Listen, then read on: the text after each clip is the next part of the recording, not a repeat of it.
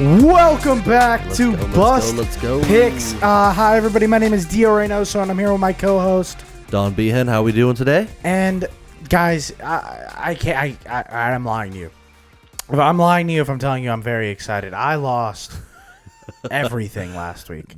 Black Friday or Black Weekend. So one of It was a Vegas's rough most one. profitable weekends. Yeah. With that, Don, I have a little twist for you. All right. You're still going to give me your fact. I'm going to give you a little fact. Okay, let's hear it.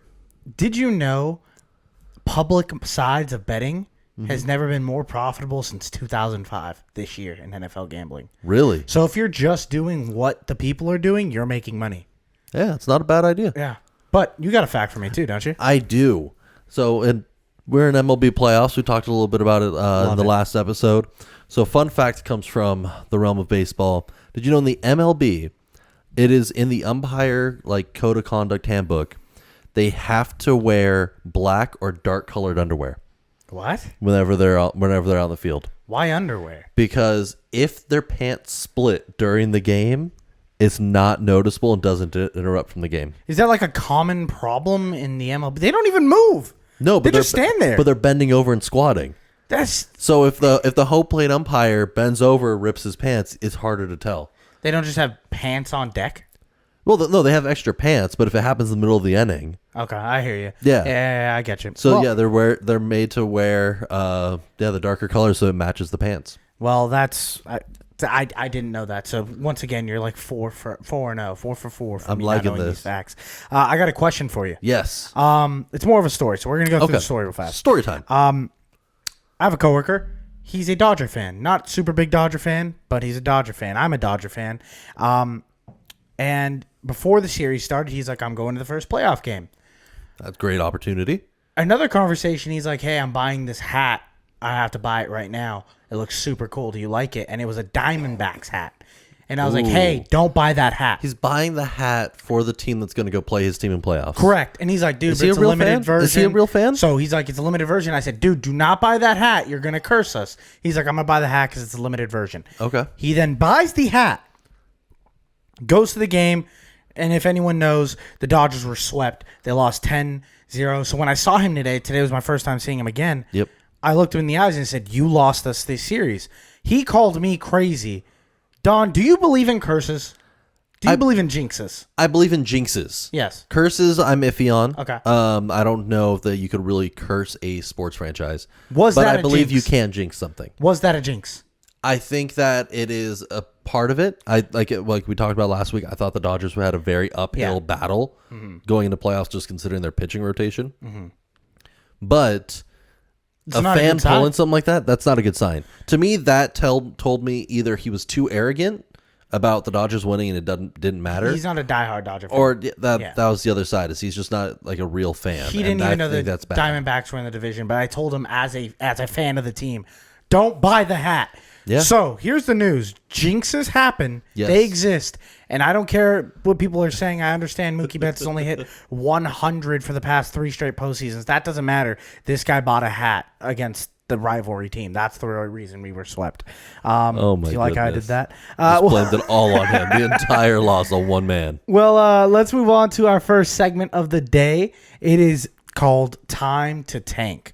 So we're going to give you guys 5 teams that we've been breaking down, and we're going to tell you guys if they should keep fighting on this season or just call it quits, pack their bags, and tank for the future draft and the future of the franchise. The first team we're going to talk about is the New England Patriots. Don, tank or fight? I think it's time for them to tank. And it's I'm not. on the same boat. And it wasn't where I was going into the season. I thought they were going to be the standard middling team, like an 7-8 wins. Like a team that flirts with playoffs. That Exactly. like loses because like some stuff that happens in week 16 and 17. but with 17, with 18. Judon out, with Christian Gonzalez out for them, Mac Jones not really performing. No receiver has stepped up in the way that we thought they were. Like Andrew Bourne showed out for the first 2 weeks. Yeah, And then he's gone now. He's regressed completely. Just gone. Hunter Henry, same thing. Showed out in the first couple weeks, has completely regressed. I think Patriots should just cut their losses, look at getting a top draft pick. I'm around that same thing. I think we should really touch on the Mac Jones of this whole. I've talked to so many Patriots fans before the season, and they were telling me Bill O'Brien is going to make Mac Jones who he is. Bill O'Brien is going to do everything for this offense. Going to open it up. Ramondre is going to be going through holes. I even was hearing people talk about Zeke like he was going to go back to 2016. That didn't happen, and it's not happening. It's not. And you could blame it on an offensive line coach that retired. You can blame it on Bill Belichick not being part of this franchise and being part of this adaptation and update of what this organization should be going towards in the future. What I point it to directly is bad play from the team. They don't look like they are in it for Bill. They don't look like they want to win games. They need an entire franchise identity rebuild, which starts at the coach GM level. I don't know if they need, because to me the defense is buying in. At least in the first few weeks, we saw the defense When they're healthy? When they're healthy, Everyone's they were buying bought in week one. No, definitely. But the offense is what felt stagnant to me. There's not that explosive guy that's like, hey, it's 3rd and 12. Who can we get the ball to go get this? They're missing core pieces on the offense. I just think the defense is just injured to the point where it's hard to get buy-in from the second, third string guys and maintain that same identity. I just keep watching these Patriots games, and then them against the Saints, who haven't even scored more than 20 points, allowing them to just burn them on all sides of the ball was just like my final straw of them being like, blow it up. Yeah, at that point. Yeah, I was ready to take a stick of dynamite to the franchise. Go get draft picks. That's what I'm saying. The biggest thing. Go get some the draft next picks. team we're going to talk about is the Minnesota Vikings. Don, I have them fighting. I think they should continue to fight for this season. I have them tanking out. Okay, you go first. Well, I think the big division is the news about Kirk Cousins. Okay. So I think we should cover that we first. Have different stances on what Kirk Cousins is going to be doing. Yes. So you go first. So for those who don't know, the Vikings have announced that they are planning to re-sign Cousins next season. Yep. He is on otherwise he'd become a free agent. My rationale before this news came out was they should go trade Cousins this season. Yeah. Like he can still get you some. You can go send him to. You're going to say the Jets. Well, I mean, yeah, the Jets is the easy option there. They just puts him in an uncomfortable spot with Aaron Rodgers. I never thought that was a realistic opportunity. No, that's true. But there are other teams that need, like Atlanta, like Ritter. Ritter showed out a little bit last week. He showed some potential, but use Kirk Cousins at 1:00 away games. That's what he's good for. Hey, then there's teams that need that kind of role, or he can go. Well, no shot. I could 100% see like Gannon on the Cardinals doing that, like for the competitive advantage, matching QB to like game times. No, that just seems like something he would Tennessee do. They're being like, we're gonna get rid of Ryan Tannehill. Let's bring in Kirk Cousins. That makes a lot of sense. Yeah. That's a big upgrade of the position. I do think that there would be a market for Cousins if you go shop him. Like I think he would do great in the Buccaneers. Yeah, they already have a great quarterback. Yeah, I'm iffy on Baker there. Yeah. I think Cousins is an upgrade. So why do you think they should tank then? I think with JJ out he's going to be out for a while. 5 weeks, 5 to 6 weeks. 5 to 6 weeks. Yeah. You're only a 1-win team. You're not going to win a whole lot of games without your star receiver because the rest of the offense just hasn't been there. I feel this season to the same degree in previous years. Go trade Kirk. Go. You're going to end up bottom of the division anyway. You have a shot at a good quarterback. You could build around a young team. You have Addison, who is a rookie receiver. You have JJ, who's still very young. You just went and got new running back in Cam Akers, who's still pretty young. Madison still has a few years left on him. Just go this is the time to do a soft rebuild and pick up a few pieces here and there and take that team to the next level. Usually, I'm part of the team tank. But I do think the Vikings are closer to being a playoff team than they are being a bottom team. Yeah, I think I do agree there. Yeah, I think they can patch something together. They play in the NFC, so it really only takes a couple games to really get in a rhythm. It's not like they're completely dead at the receiving option. No. TJ Hawkinson is good. They drafted Jordan Addison, who now they're expecting to step up. KJ Osborne's a fine number 2 if Addison could step up. Using other guys in the passing game like Cam Akers who can do that. Madison showed that in the few weeks he has been able to. Yeah, I'm not saying that their offense will be completely stagnant. They need that defense to step up. But this is a team that I'm like, they really don't have any gain besides, I guess a better draft pick. But with a team that has a 35, 36-year-old quarterback, there's no reason for them to tank. So for me, I'm looking at this team and I'm like, you guys can still easily come in second place in the division. We're going to talk about another division team in a bit. Yeah. But this is not a team that I'm like, blow it up. This team still can do something, especially with the trade deadline. They can make some moves to help that team. I'm not trying to say they need to blow up the team. Yeah. I'm saying soft rebuild. Soft tank. You can go get a third rounder for Kirk. Like for a team that needs to be pushed over there. You could go get a late second, around the third round probably, and hit that soft rebuild to be better next season. Let's talk about a game and a team that we just saw. We're recording this on Thursday night. Yep. The Broncos. The Broncos Blow are it now up. 1-5. Blow it up. All right, cool. Just- Yeah. No, I don't know if we're the first people to think this, but Russ is cooked. He's been cooking for a long time. Oh my goodness, man! It is rough to watch. So I also have Tank, but it's like Under 100 passing yards against the Chiefs. Held to under 100 passing yards. It's bad. It's and you really, have really a bad. very strong receiving core. I mean, we've all heard Patrick Surtain is on the trade market. Jerry Jeudy is on the trade market. Like, there are real players on this team that are going to get shipped off this organization. And I'm, like, super excited to see what's happening because it's been a long time since we've had a good old-fashioned fire sale. You know? That's what this is going to be. I can't wait for it. Like, the Broncos just need to hit full rebuild at this point. It's just not there. The best part about what the Broncos are stuck in is, like, not only do they not have money, but they haven't even started paying Russ yet. No. Like, his new contract kicks in next year, and it's 5 years. They got to come up with some jujitsu to get out of that contract. You have to go find a desperate team. Like if someone's star QB goes out right before playoffs, kind of like right at the deadline, you could go ship Russ there, kind of situation. I mean, that's otherwise you're just no hit shot. with so much dead cap. No shot. You're done.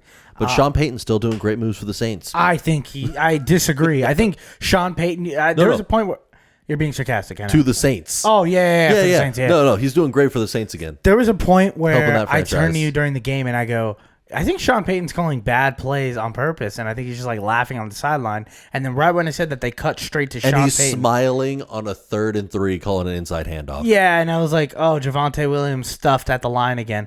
If I see Russell Wilson scrambling just to get tackled 3 yards outside of the line, or 3 yards behind the line of scrimmage again, I'm going to lose it. Oh, my goodness. I did bet on the Broncos. That's what happened. Yeah, that's where that anger's from. But no, they just need a full rebuild. Let's move on to the next team. It is the Packers. I'm going to go with Tank. I see them fighting. Yeah, I knew you would. You kind of have a little soft spot for Jordan Love, don't you? It's more there's no benefit to Tank at the moment. Why isn't there? You have a young team that's already, like, you have young pieces across both sides of the ball. Which means the rebuild would be easy and quick. But to me, when you're saying a team is going to tank and rebuild, you have to me, that implies you're going to trade away some of those star players. Jair Alexander can get you a pretty first rounder. He can. You can if you only win 4 games this year, you can get a legit top quarterback, Jordan Travis, not a Drake May. I don't see them moving on from Love. Love has shown enough flashes. What has he shown? He's 50% completion ratio. Like, he's only thrown over 60% of completion percentage on one game. He's only scored more than 20 points twice, and both those were against bottom tier teams. Yeah, but you're also dealing with your top running back having missed 2-3 games at this point. Yeah, with Aaron Jones out. Christian Watson just got healthy 2 weeks ago. Yeah, and he almost had a huge touchdown. Yeah, and so I think it's just more you're trying to get consistency in the offense for him to take that step forward. He's shown flashes where he's like competent moving the ball around. He distributes it really well. His reads are there. It's just trying to get consistency where he can feel comfortable, I feel. You think his reads are there? I just think he's a puppet for the offense, and he's not really making flashy plays that Aaron Rodgers is no, making. he's not. I'm not trying to say he's Aaron Rodgers. Yeah, I'm not trying to say that either. He is a game manager at best at the moment. But to be a good player and a player that you should keep, this is his final year, of his audition. They have to sign him after this year. But you could sign him for nothing right now. But if you sign him for nothing, you're also getting nothing. I think you're getting a middle-tier game manager? Middle-tier game manager at the moment, yeah. I don't think he's that. I think that's his ceiling. I think at best not even Brock Purdy, because I think Brock Purdy's really good. Brock Purdy, yeah. I think great. at his best, he's a Daniel Jones-esque quarterback. No. He has, to me, he has a more. See, I have a soft spot for Daniel Jones. I know it's you more, do, but and like, it's more, I think, the situation around Jones. I don't think it's him as a QB. it's what they all say. Well, 6 years of a situation. 6 years of who was his best receivers over that 6 years? At some point, they you went and just- got Kenny Galladay, who had like 12 snaps over a season and paid him like crazy. You have Waller, who's constantly being a little banged up and is the only guy. What, Slayton and Shepard are his most consistent Yeah, Shepard receivers? blows out his knee every single And then year. the run game has been terrible. Saquon's injured not every healthy, other yeah. year. Yeah, that's more situational. I get that, but like, is it $45 million worth? Oh, of no. like that's what I'm saying. No, like, he's not worth 45. We're And not. I don't We're not think- talking about the Giants though. No, but I don't think Love is worth $45 million either. So you want the Packers to keep fighting? I think the What's the Packers best just case maintain scenario the course. for I them? think just maintain where you're at right now and let the young guys Do you think they're a develop. playoff team? No. Do you think they can make playoffs? No. Do you think that? I think that 5-6 wins is all that they're expecting right now. But if and you that's have- not a tank in my mind. If they have a top 8 pick and there's a quarterback on the board that they really like, they should go get that quarterback. To me, that would make the most sense. Yeah. But I just don't see the Packers Making going this- after a new. They've invested so much time into developing Love. Did they? They It's been had 3 years. They put 3 years into a QB, and then we're 5 games in, Yeah. and already deciding if he should still stay in the NFL. All right, let's go into the It's too last early. team. It's a team that's near and dear to my heart. It's the Colts. Don, you go first.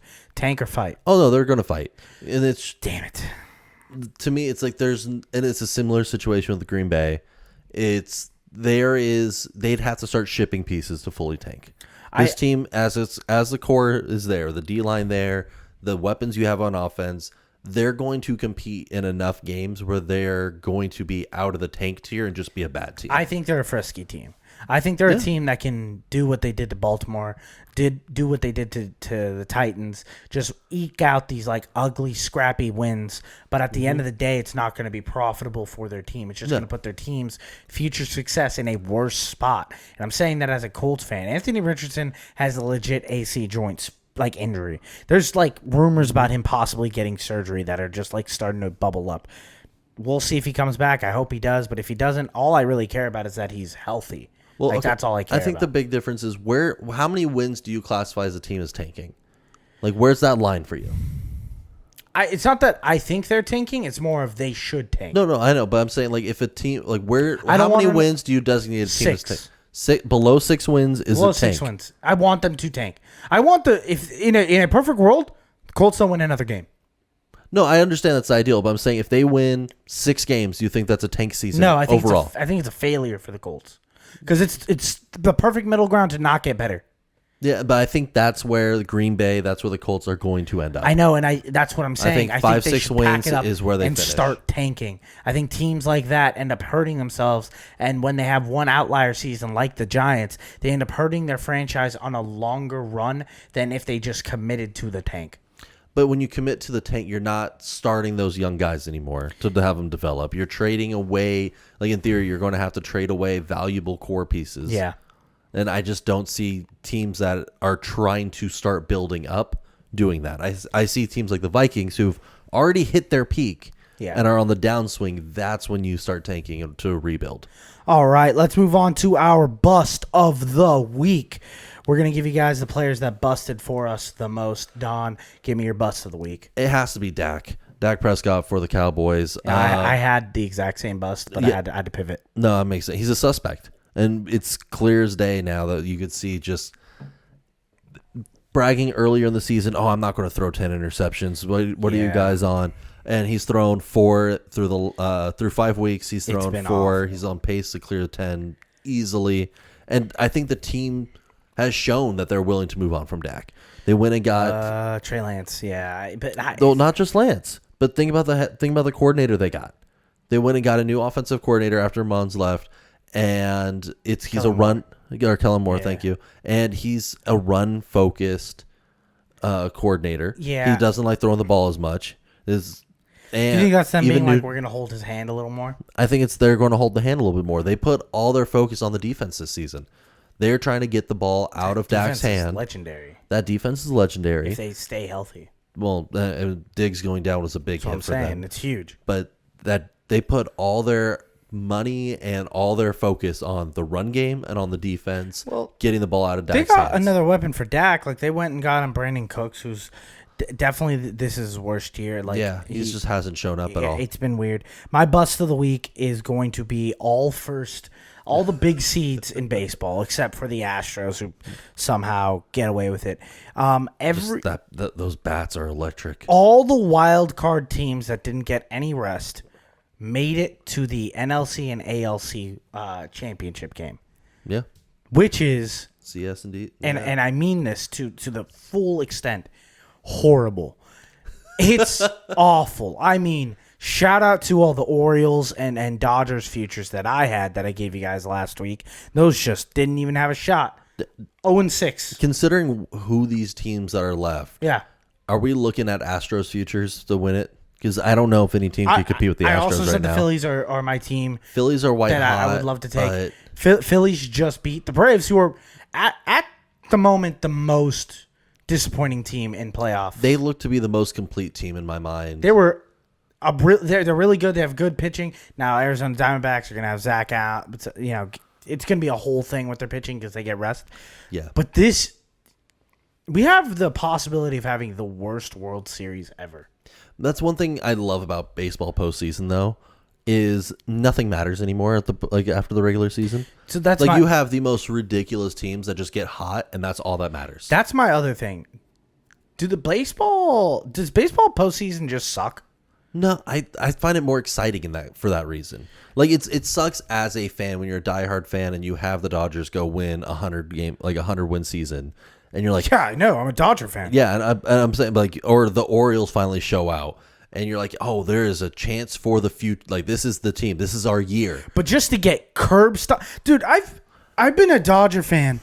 And from 2017 to 2020 was awesome. That was a championship. But I keep seeing the same season every year. We do really good. We win 100 games. We win 95 games. We get to the first round. Dave Roberts trusts a computer more than his own brain. And then we end up losing. Now, this year, special, like I said, we had some pitching injuries and then some curses going around here and there. But other than that, man, what are we doing? The Orioles I love the Orioles. I bet their future in the beginning of the season to win the division. That was crazy. They didn't win a game. No, but what are we doing? That's what's exciting about postseason baseball. I think hate it. that same reason why I'm really into postseason hockey. There is you have Postseason hockey's fire. but it's the same thing. Is you have teams that just could come out of nowhere and get hot during playoffs. Yeah. You don't really get that in football. Nah, You don't really get that same aspect in basketball. I think that's March Madness, Cinderella no stories. March Madness. But I'm saying NBA. San Diego State played in the March Madness tournament championship this year. No, but I'm saying like NBA, Yeah, no, I NFL. get you. You don't get those underdog teams that can just get hot and make a run Yeah. in the same way that you can in hockey and baseball. Yeah. What's your gold star of the week, Don? Gold star of the week. Speaking of hockey, Connor Bedard. Segue. Beautiful segue there. No, he's 2 games in, has a goal, has an assist. Love him. Like you just love seeing the rookie. Like he's showing up to his potential. Got to cover Sid in his second game in, and it was just fun to watch. You could see the potential, and so I just wanted to hype it up. If you guys aren't watching beginning season hockey, this is the time. We're back. Are you drinking the Kool-Aid on Bedard? I am. No, and I am just through the first 2 games. You could see that He's he's something special. Yeah. You could see this. You could see something special. My gold star is the Phillies. I don't want to touch on it a little more, but I will just say the Phillies, I do hope they win the World Series. They're really close to doing it. I think they have a fantastic fan base, and I think this is probably the only team that's probably going to win a championship for the next few years in that city. So I hope they get it done. You don't think the 76ers have it in the tank? I With love Embiid? Patrick Beverly, but yeah, no, that's not going to happen. And Okay. as far as the Eagles go, we'll talk about the Eagles later. Okay, okay. Let's move on to our next segment. It is called the Gambling Ring. We're going to give you guys 7 games of the upcoming NFL schedule, and we're going to give you at least one bet on every single game, what we like. We're going to talk about the games. Let's start with the Ravens versus Titans. I feel like we talk about the Ravens every week. We do. We have a good amount because they're one of those teams that The premier. They're one of the premier teams, but they always have these ugly losses. Third game. This is going to be the third game in a row, or third week in a row with the London game. So West Coast 6 a.m. starts. Here we go. I've been awake on our couch at 6 o'clock every single time. Oh, I watch it from bed. It's great. Yeah, I know. He's not dedicated to the game like me, guys. I'm there. I'm putting in But- reps. Well, so this matchup, I think Tannehill has looked better through the last 2 weeks. I know I've been one of his biggest detractors, but he still looks never rough, liked but he's stepped up. Injury news came out today. Traylon Burks is going to be out for this game. Good. He's not going to be available, so that puts, I think, almost all the catching duties on Hopkins. Yeah, I don't know who else you throw to in The that. tight end, Aquano or Akawa. Yeah, Crazy but tight he's end, just yeah. not. He's not Spears? consistent. Yeah, you have Tajay, and that's another worrisome thing is you have Derrick Henry who has yet to clear 56% of snaps on the season. Tajay Spears is stepped up in a big way for all the pass catching role, and I think that's going to be the deciding factor in Tajay this game. Spears is playing better than Jahmyr Gibbs. Yeah, That's a he fact. is so far. He It's a fact. he And as a has. guy who drafted Jahmyr Gibbs in the third round, that sucks to say. That sucks to say. Yeah, no, that's a rough spot to be in. I love this game's over. I know it's not being bet on as heavy. It's at 46 and just 46 right now. That's I a think- little high for a London game for most people, I think. So usually the London games are unders. Both games have been under so far. I'm thinking my logic is there's got to be at least one over. The Ravens had a terrible, terrible week last week. Zay Flowers is going to put that illegal stick 'em on those gloves. They're going to go out there and they're going to score. Lamar needs to step up. Lamar has not given me a Lamar game yet. And I think it's time for a Lamar game. Do you know Lamar was the highest rated quarterback by PFF passer ratings last week? No way he's better than Because- Brock Purdy. No, he had the most because it's crazy. PFF. They take away the drops. The seven drops that were clearly on the receivers. If you take that out, he had the most efficient game out of every other QB in the league. Can we have an honest conversation about Rashad Bateman now? Sure. You've been the Rashad Bateman is going to be good train. Is it time to get off that train? I think that when the entire pass catching core has failed you in 1 week, Mark Andrews scared me. with his- Rashad Bateman has not been doing this for 1 week. No, He's been doing this for a year and a half. He's been awful.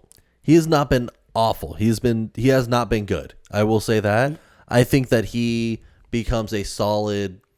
Do you think he's on the roster in 2 years? Oh yeah, no, we'll still. Oh, use him. yeah? Yeah, we'll use him. You think he gets Provided- a second contract?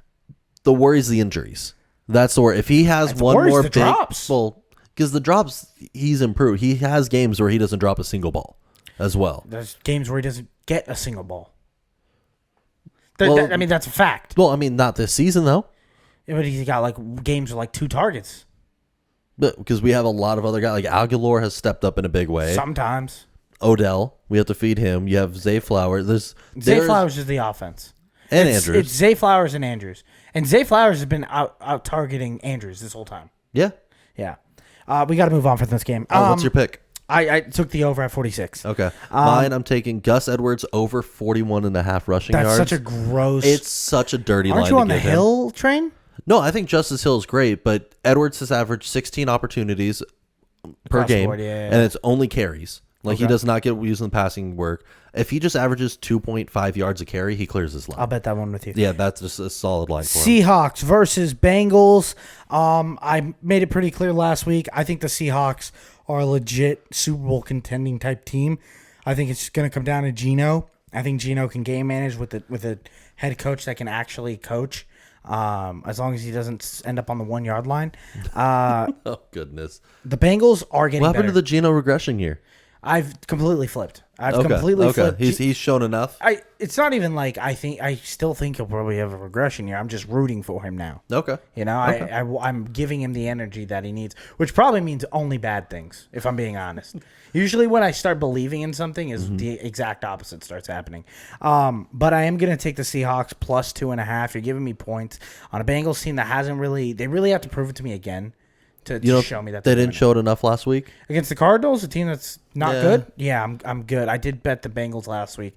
I'm going to take the Seattle Seahawks, even though I do think Joe Burrow's getting healthy and that team's getting better. I think the team is starting to trend in the right direction. They finally decided we're just going to hyper target Jamar Chase, and that's how we could have an offense, which is great to see. It is really cool to see. T. Higgins most likely not to play in this game. He's still carrying the rib injuries. They have bye week next week. there's no realistic reason for him to like jump in right before the bye week just to damage his ribs even more. For me, I like the line Geno Smith over 240 passing yards. You're a prop guy today, huh? I am a prop guy today. like it. It's just I think if the Bengals are going to hyper target Jamar, that means Geno needs to keep up. Okay, cool. Let's move on to our next game. It's going to be the Commanders versus Falcons. Don, what you got? I'm favoring the Falcons in this matchup. So Falcons at home, like everybody knows the stat now. Desmond Ridder is undefeated at home, Which is in a college wild stat. and in the pros. He's really, really good at home, and I'm not a Desmond Ridder guy. I'm a Sam Howell guy. I'll say that. Yeah, It's been a long week for the Commanders. They played Thursday. They lost. They get the 10-day rest. I like what the Commanders are doing. Really? Yes, I do like what the Commanders are doing. I think Brian Robinson is like a legit running back threat. Yes, I think he is. when he's in He's a game beast. script, this is a team and a game style that's going to keep him in game script. But I am going to take the over. I'm feeling very overy this week. I'm taking the over at 42.5. I think both these teams are going to be able to score. I'm worried about the Commanders a bit, like based on last week where you saw Dotson, you saw McLaurin on the sideline on important plays. Yeah. And that to me is a coaching decision. But they have a ton of receivers and like depth. They do have depth, but you have your top two guys on the sideline on deep third Curtis downs. Samuel's playing. What do you mean? And Logan Thomas is playing. Logan Thomas is finally back from injury, but McLaurin is your guy. He's the one. Don, that's the thing about people really don't understand. The Commanders might have the best weapons in the league. But they haven't been using At them least top efficiently five. in my mind. That's because they're still learning. They're still learning. It's been 2 years of learning. It's been a year. They had all these guys last year. Yeah, but they had Taylor Heineke last year. You're slotting in a new QB, but all these weapons, you should know how to use them at this point. And it's a new offensive coordinator. To me, this should be a team that if you have this elite talent around your QB, come up with creative ways to get your top guys the ball consistently. And they have not done that. They are pulling McLaurin, who's one of the fastest guys on the field, and they have him They have him on the sideline on deep third downs. Yeah, because You have Dotson, who's a burner. You have Thomas, who could go stretch. Samuel, who could play any role that you need him to. I love Samuel. And they're just not using them in efficient ways. I think it's a coaching issue at this point. Like, it's me worried about Ron Rivera. Riverboat Ron, man, he's not living up to the name. Don, what's your bet in this I'm game? taking Bijan for a touchdown. The Falcons are going to just run it down their throat. What a play! What do you know the odds for that? Minus 126. That's so nasty. That's a I mean, It's a rock to me. It's a lock. If you it's want a to feel, lock? I think Bijan for a TD is a lock.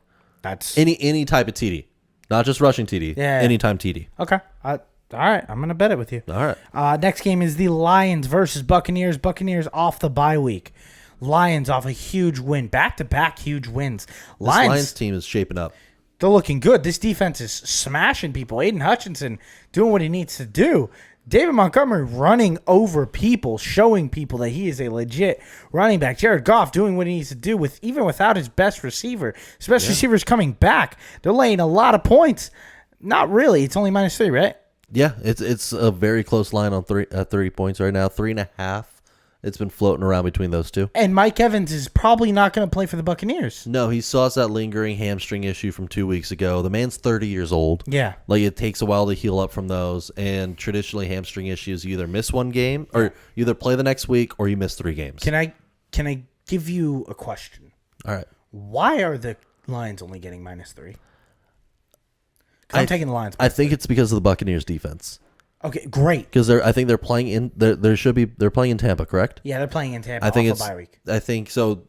Traditionally, Vegas gives 3 points to whoever the home team is, just for the home field advantage. And I think so that puts it at, if this was neutral game site, almost a touchdown for the Lions. Do you think what would you 6.5, take it 7 points. If this spread got up to 4.5, would you take the Lions? I'd still take the Lions there. What about 5.5? Still take. I think 6 is where I start to shake a little bit, Cool. and that comes down to the field goals.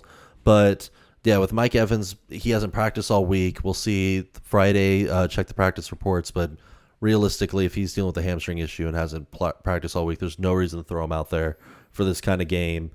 I just don't see how the Buccaneers can get it done in an efficient way. I'm taking Baker Mayfield to throw an interception, at least one. Wow. I mean, yeah.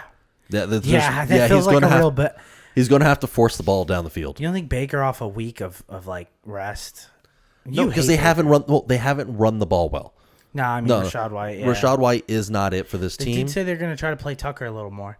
Tucker's third on the depth chart. They have him listed number 3. Depth chart means nothing. Depth chart doesn't mean a whole lot, but I mean when you've moved him from number 2 to number 3, that's a conscious decision by the coaching For staff. sure, yeah. That's them saying We're putting trust in someone else. they were putting trust in someone else. This game's going to be 100% on Baker's arm because they're not going to be able to run the ball.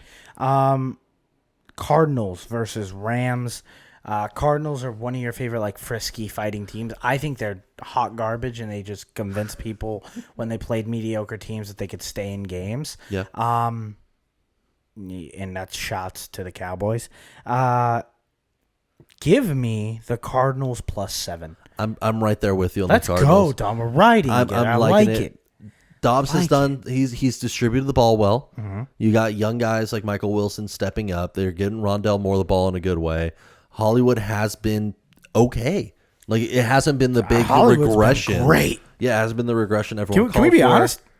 Hollywood is going to slowly carve himself out to be like one of the more consistent receivers that we've had since he entered the league. He was really good in Baltimore. He was great.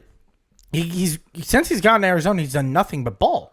Yeah, and I feel because With or without Kyler, because he's never had the spotlight shown on him in a big way. He's not seen as one of these top tier receivers yet. do you think he's a top 20 receiver? Yeah. Oh yes. Oh, in the yes? league right now. Yes. Would you rather have Mike Evans or Hollywood Brown? That's a tough line. I would take Hollywood if we're drafting teams right now. Yes. Hollywood, because Evans is going to miss. You only get these games for 1 year, or you only get this play for 1 year. That's it's still because Hollywood is going to be there week in week out so far in his career. Okay. Evans, you're missing 4 games. 5 Hollywood games. Brown or Michael Pittman Jr. I would take Pittman there. Last one. Pittman's a quarterback. He's a better friend for a quarterback. Hollywood Brown or Jahan Dotson. I would take Hollywood there. I think we go. he's a faster version of Dotson. All right.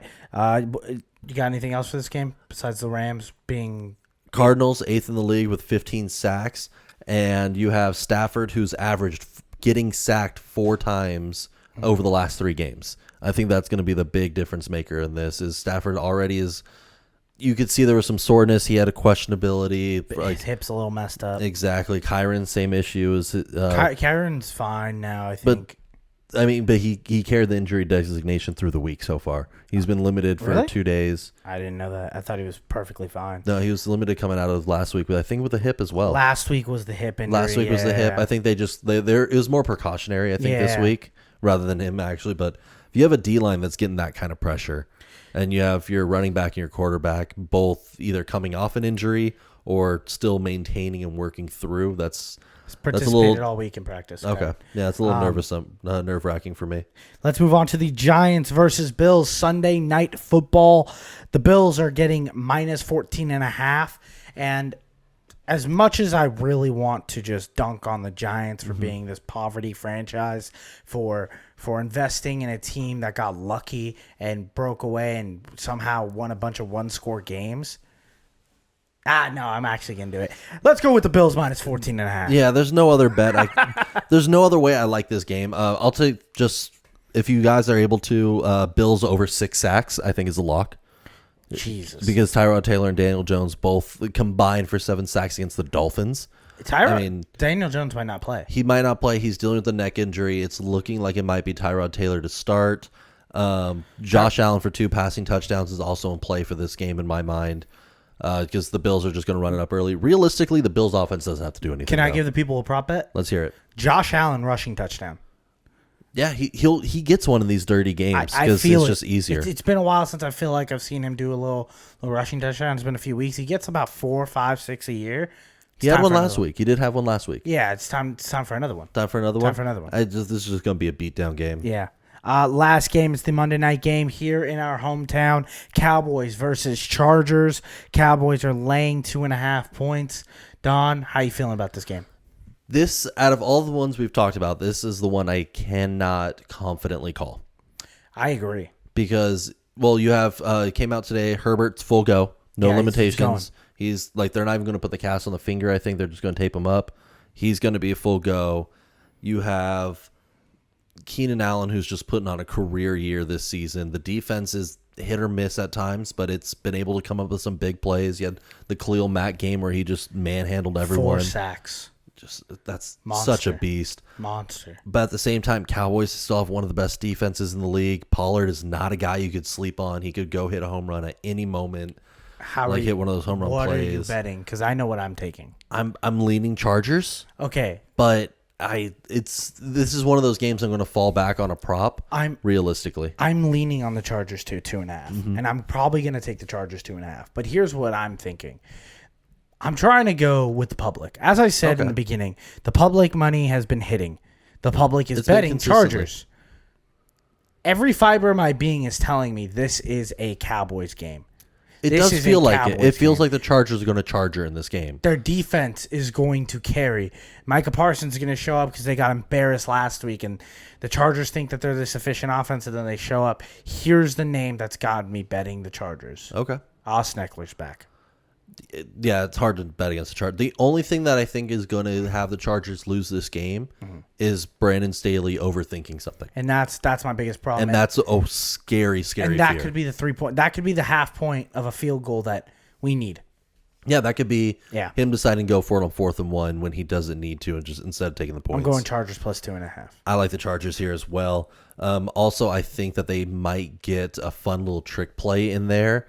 A little gadget play. A little gadget play to get Quentin Johnson, their rookie. Yeah, I think he could get into the end zone for this one. What a call, a gadget touchdown for the rookie. Let's move on to our next segment. It is time for Predict the Future. Me and Don have gone through the bracket. We've gone through the entire list of MVP candidates in the NFL. For the NFL MVP, Defensive Player of the Year, Offensive Rookie of the Year, and Heisman picks. That's for the college goers. Here's our favorite bets. We're going to go through them kind of quickly. Don, give me your MVP. You're going to hate me for this. I don't think I am. Brock Purdy. I knew you were going to do that, you slime ball. I love Brock Purdy. There has not been a quarterback this season that is completely separated from the pack yet. It's through 5 weeks. It's still early on, but I'm talking about the value play right now. Yeah, this is a guy, big plus odds. He's efficient. He does not make mistakes. Plus 700. Plus 700. He's efficient, does not make mistakes. You're on one of the most efficient offenses in the league at the moment. If they make a deep run and are a 12-win team, which wouldn't shock me, it's hard to, unless a Tua, Josh Allen, Mahomes completely jumps ahead in stats somehow. Purdy's he's going, whatever he's at, like his average right now is what he's going to get every week in and week out. It's hard to go against It's efficiency. It's dominance. That team's going to win a lot of games. And it's a feel-good story. It's hard not to, for the NFL. It's going to be hard to go Mr. Irrelevant, the MVP. Like it writes itself for the publicity aspect as well. I'm gonna double down on this bet. Okay. I took a bet. I gave it out on another show called Pick Central. I gave it out before the season started. Jalen Hurts to win MVP. I'm doubling down on it. Really? I think this offense has not reached its full potential. No, it has not yet. You don't start winning the MVP award until November. Yeah. I think they will start figuring it out. He is plus 600. That's a guy that can actually walk away and only have 3 losses on their record. They could win big playoff games because of what their team is. I could see them playing in a Super Bowl again and then be like, well, let's give it to Jalen Hurts. I mean, he's had a fantastic season. I think they can beat the 49ers, and that's what I'm banking on. Hurts worries me a little bit this season. Like I just haven't seen what I saw last year. But he's still doing what he was doing last year. In fact, he's on pace to break what he did last year. It's just visually, it feels like the offense is taking a step back. The passing game, correct? The passing game specifically has taken a step back, and yes, he's still getting it done with his feet.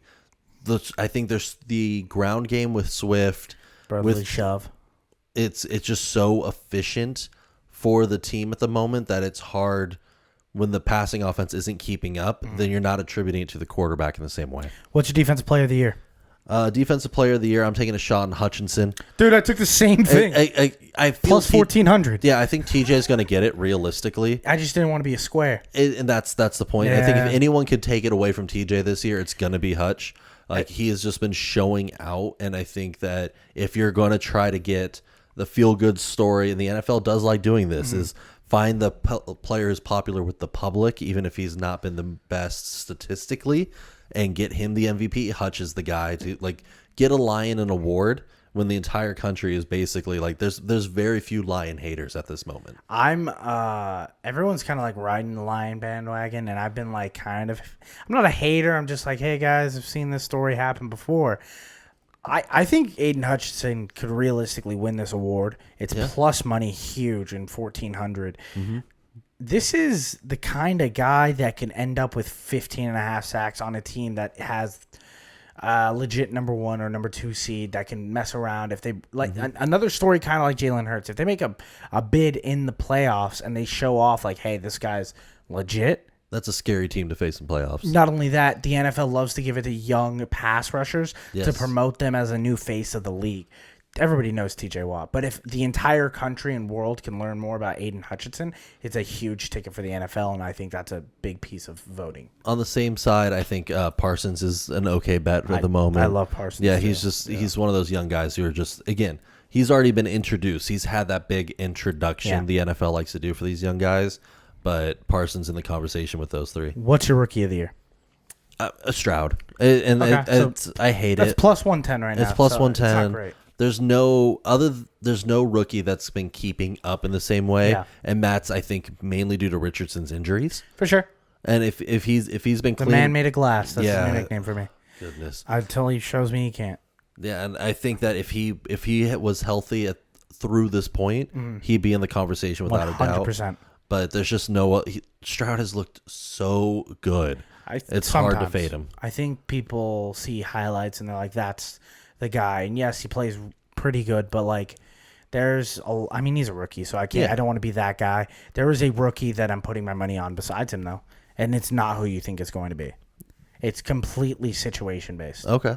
I'm putting plus 2,000 Jordan Addison to win Rookie of the Year. Okay. This is a guy who receiver Rookie of the Year. It's happened before. It's happened very recently. No, it has with twice Justin Jefferson. Yeah, I was gonna say twice for the same team. Really? Yeah. So here's why I'm picking Jordan Addison. Jordan Addison has lost the number 1 receiver in the league. He's on an offense that's going to throw the ball. They're going to throw the ball a lot. Yeah. He has a skill set that allows him to be a number 1 receiver. He is the kind of guy that can go out there and make plays. This is a guy that is probably going to end up with over 125 targets. He is now a red zone threat. He is now that entire deep ball passing offense. Jordan Addison can realistically walk away from this season 1,300 receiving yards. Are you worried at all that with JJ coming back in 5 weeks is going to detract away from it? I don't know if he's back in 5 weeks. Okay. That's my thing. Yeah. I think there's a real world where we don't see JJ at all for the rest of the year. No, if this they have is the same thing that they did at Cooper Kupp. It's the exact same script. I think the biggest difference is Kupp was a lot older. And so him rehabbing and coming back from injuries takes longer when you're near that 30 age. Just Jefferson's on a contract year. And there's a real chance he's just like, dude, I'm not getting back on that field until you pay me. And that's a real thing that could happen. It could, but I don't see the Vikings holding out in payment. We'll see. They're going to back it up for him. And we're going to go dip into college. I'm a diehard college fan, college football, college basketball. You're casual. We could say that. I'll watch it. Yeah, I'll watch the games when they're on. I don't really jump in until closer to bowl season. Okay. And then March Madness, of course. Heisman Trophy pick. I picked a crazy one. Of course, I'm a USC fan. I went safe with Williams again. Okay, so you went Caleb plus 220. Yeah, it's just it's your money. He's head and shoulders just the guy. Well, Michael Penix is now the lead right now as of today. Yes. I picked someone that showed me a lot last week. Mm-hmm. Someone that I think if they win their division, which they can, he's a lock to win Heisman. Okay. Oklahoma quarterback Dylan Gabriel. I'm not mad at that. If you bet Dylan Gabriel right now, it's plus 1,200. You can put that in. He only has to beat Texas again. I know it's like, whoa, he has to beat Texas again. He can do it. He was dominant. Texas should not have won that game. And they didn't win that game because Oklahoma's that much better. Oklahoma's good, and I bet Texas. I told you guys last week. Yep. I'm putting all my money on Texas, and I got robbed. Why? Because Dylan Gabriel's that kind of guy. He's a guy that I'm going to put out a future on. He's a guy that I'm willing to make this kind of bet on. Okay. Yeah. I think that's a good round. That's my Heisman pick. That's a good deep shot. Let's end this podcast with our last segment. It is time for the pick six. We give you our 6 best picks of the week. Last week, like I said, was a down week for me. I was awful. I'm here to come back, lock in, and give you all I can. Don's going to give you the first pick, though, because I'm going mostly college. My first pick, I'm taking the 49ers minus 8.5 against the Browns. Watson is going to be out with that shoulder injury. He has not practiced all week. I mean, I wouldn't blame him. Like, going against the 49ers is rough. Njoku's playing, but still coming back from that burn. I don't know if you've seen the videos, but that was wild. Yeah, it's crazy. To see that, dude, just such a hero there. 49ers are just too hot. You have the Browns defense is going to keep them around, but this could be a 21-7 game that's ugly. They're projecting heavy rains, 25-mile-an-hour winds. Yeah, it's absolutely crazy. That's the only thing that PJ Walker was good at, who's probably going to be starting for the Browns, is throwing that deep ball. No, it's Dorian Thompson-Robinson. No, not this week. What? Yeah, they brought up Walker instead. Robinson's going to be on the gosh. third string of the depth chart as of how the practice reports have been so far. Yeah, that's not good for me. All right, It's just it's going to be a gross game with the weather issues, but 49ers are just too strong. Bet on the 49ers. It'll make you profitable. I'm taking the Bears +3 against the Vikings. I know I just got in a whole spiel about Jordan Addison. I didn't say they were going to win games. Yeah. I think the Bears are starting to roundabout. I'm not saying they're going to be world beaters of any sort, but I do think the Bears are going to have an efficient offense. This is where they're going to steal a win. Bears +3.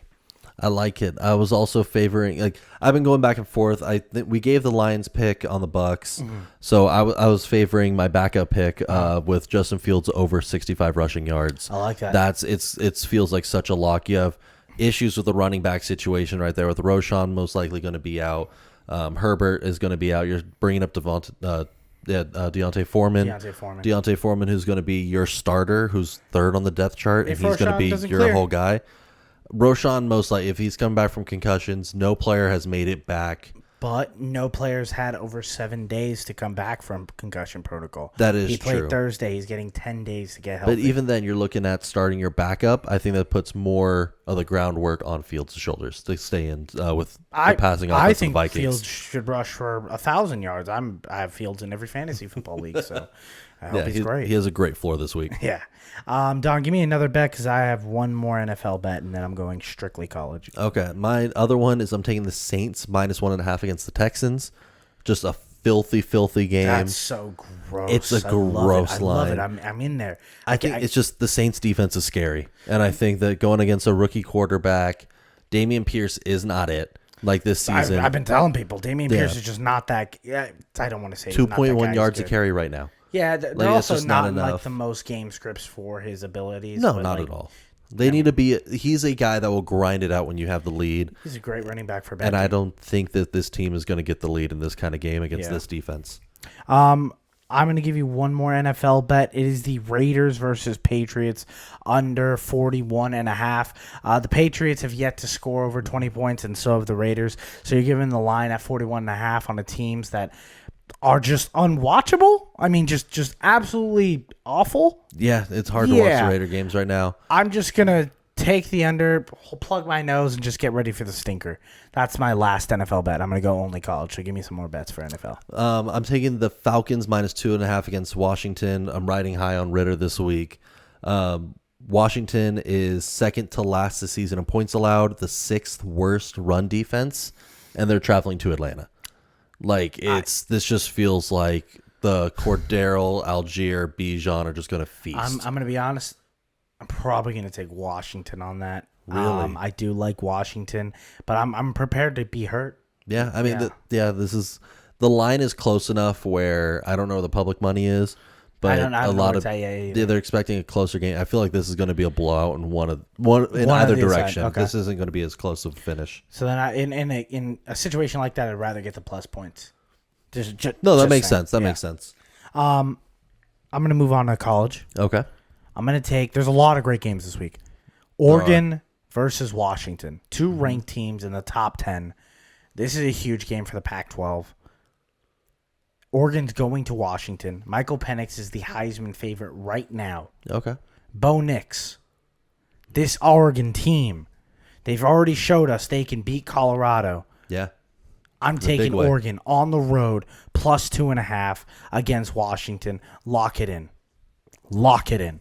Love it. I love it. Love it. 2 more player props for me. Okay, give me it to me. First one, I'm taking Von Miller 2 sacks. Love it. Like if he's playing on the field, there's 2 no way. sacks? There's no way in my mind he's not getting the Daniel Jones. Oh my god! This is 2 a sacks? swing. This is a home run kind of You know swing. what? I like it. Do you have odds for that? They haven't issued sack odds. Okay, Just because it's a Sunday night game that's going to come out tomorrow. Gotcha. But it's generally you could get him over 1. And I feel that's a lock. Yeah. He's going to get 1. I'm going to put big money there. Put a smaller bet, but also take him at least over 1.5 sacks, Gotcha. at least 2. Like Jones is going to get prop bet. yeah. That's crazy. What's your other prop bet? My other one is Kirk Cousins in the Bears game. I'm just keep dipping into this one because it's a love this divisional game. ground. It's a divisional game with 2 bad defenses. It's hard not to dip into these. I'm taking Kirk Cousins over 250 passing yards. He's hit that line 6 out of the last 9. Addison is going to probably step up for a couple explosive plays. I like Addison. This Yeah. is the start for the rookie campaign, baby. Yeah, I think this is his show up game. I think so. I think it could be. I think him and DJ Moore are gonna have a beautiful little game together. If the Vikings want to have any shot of winning this game, he has to. He has in to my step mind, up, yeah. that's the only way. Because I agree. Osborne ain't it. Because he drops the ball. drops the ball way I still too think much. Osborne's good though. My last college bets, it's going to be Miami plus 3.5 against UNC. Miami had the worst loss in college football history last week. Instead of taking a knee, rough. they hand the ball off, they fumble it. Georgia Tech scores on the next play, they lose. That's awful. I think they're going to come back, get the revenge, try to go play Florida State the weekend after that, and then we bet Florida State. We bet everything on Florida State. And then lastly, USC traveling to Notre Dame in what they're calling a thunderstorm game. A USC team that has had trouble tackling all year. Yes. A Notre Dame team that can get rough and muddy, that can run the ball, that can smack you in the face. And I don't give a damn. I'm taking USC plus 2.5. Fight on. Go Trojans. I think this is going to be just such an electric game to watch. I think it's going to be like it's the rivalry awesome. game plus where the teams are matchup wise. Like this is prime time. You have to watch. Stop everything to focus on it. I think we're about to watch the definitive Caleb Williams in the Hurricane game. And I'm so excited for it. I'm pumped. So excited for it. Do you have any more picks? That's your last. All right, guys. So to end the podcast, we give you guys a parlay. Last week, we missed it by a last-second field goal by the Atlanta Falcons to miss by half a point. Such a heartbreak. That was tough. A heartbreak on that one. But we're here. We revamped. We got a parlay for you guys cooking up.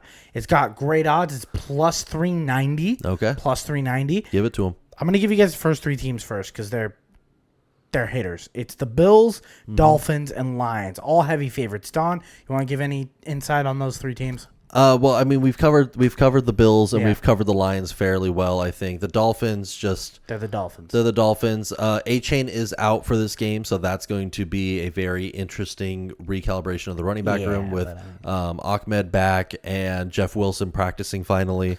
So it looks like Wilson might suit up for this game. It's going to be an interesting backfield, but Dolphins are just such an electric team. It's you can't fade them. The parlay's not done yet. We have one more team. Yeah, we don't take just heavy favorites here. And that's Seattle to cover. They're plus money right now. Yes. If you put that all in the algorithm, it's 300 plus 390.